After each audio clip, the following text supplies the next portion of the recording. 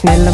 Bonjour Laurent Tessier. Bonjour Thomas, bonjour Marion, bonjour à tous. Ravi de vous accueillir ce matin, le rédacteur en chef de l'émission Pascal Pro et vous, 11h-13h sur Europe 1. Aujourd'hui, Laurent, vous nous parlez de cette interview, ce rendez-vous ce matin du ministre de l'Intérieur Bruno Retailleau à 8h10 sur CNews et Europe 1. Oui Thomas, il y a une semaine, Mélanie, cette surveillante d'un collège à Nogent, était tuée par un élève de 14 ans. Il avait sorti un couteau de son sac lors d'une fouille avec les gendarmes. Mélanie a perdu la vie à 31 ans, ne l'oublions pas.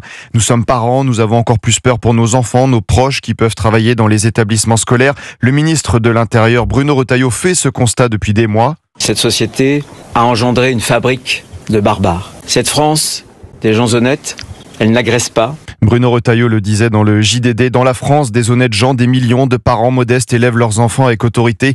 Les parents sont les premiers éducateurs. Mais que font les parents d'ailleurs? Quand vous voyez qu'à Mulhouse, un enfant de 7 ans a été trouvé en possession lundi après-midi d'un couteau de cuisine. Il se vantait de vouloir agresser un camarade suite à une dispute. Je pose la question, mais je vais peut-être être accusé par le président de brainwasher, d'opérer un lavage de cerveau. Je rappelle ce que disait Emmanuel Macron sur France 2 la semaine dernière. C'est la tyrannie du fait divers. Mais on ne peut pas vivre dans une société où on passe d'un fait divers à l'autre. Qui brainwash? Certains de vos collègues, faut bien le dire. L'élève de 7 ans a été conduit au commissariat. L'enfant a fait l'objet d'un rappel à l'ordre par ses parents en présence des policiers. Que font justement ces parents au quotidien? Qui protège globalement cette France des honnêtes gens, celles qui travaillent, cette majorité silencieuse qui subit des drames? Je lisais hier dans le Figaro les propos du chef Yannick Aleno qui a perdu son fils Antoine, tué en 2022.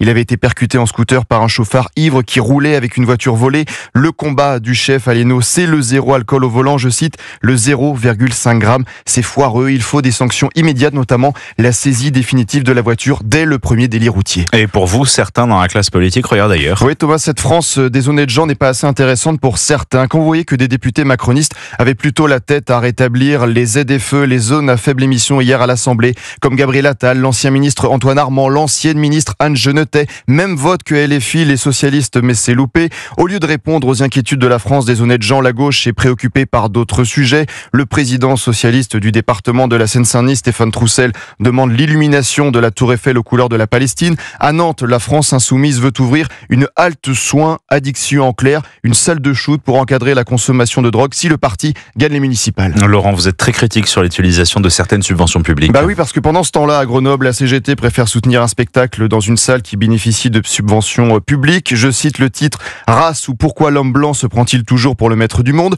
Pendant ce temps-là, France Télévisions, votre argent, après avoir connu un gros flop d'audience avec Emmanuel Macron et les océans, diffusé hier soir sur France 2, une émission « Sommes-nous tous racistes ?» Et parmi les personnes interrogées, Maboula Soumaoro, présentée comme maîtresse de conférence Université de Tours.